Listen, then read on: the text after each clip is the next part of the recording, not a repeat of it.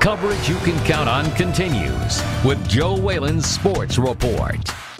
Well, the first round of the NHL Draft begins shortly in Philadelphia. Rounds 2 through 7 take place tomorrow. Expect a little bit of Fort Wayne flavor. Blake Siebenaler had to leave home at 15 to pursue his passion for the puck. Another chapter will be added to that story when he hears his name called in the draft. Glenn Marini has the story.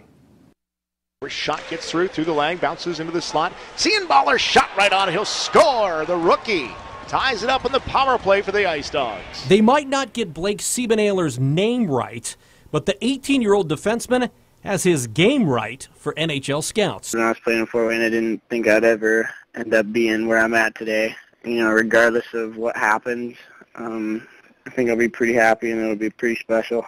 Siebenaler played his freshman year at Carroll High School, leading the Chargers in scoring as they won a 4A state championship.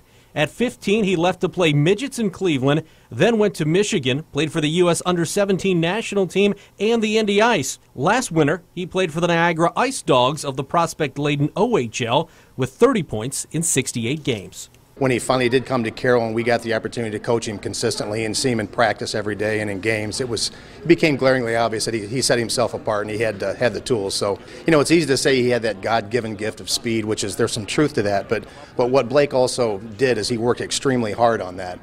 It's been 3 years since Blake Siebenaler helped Carroll win the 4A state championship, and during those 3 years, he certainly put himself on the NHL's radar. Heading into the draft, the NHL Central Scouting Service ranks him as the 55th best North American skater.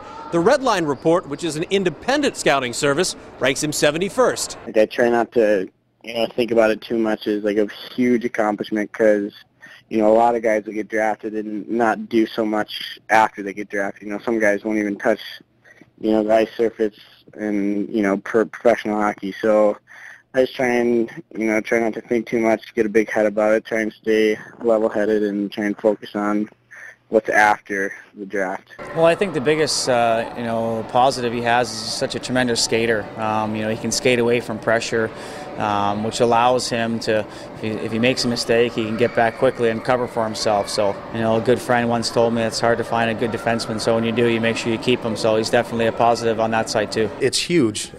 Fort Wayne's always been a great hockey community, but I can't remember in my 20 years of coaching or being involved since 8 years old that another player got drafted out of high school right into the NHL like that. I know we've had some other people from Fort Wayne find their way onto an NHL roster in some way or another, but to be drafted, especially as highly in the draft that he's anticipated to go, it's remarkable. Blake flew out of Michigan, where he's training, to Philadelphia today. His family, who still lives back here in Fort Wayne, hit the road for Philly at 7 a.m. this morning.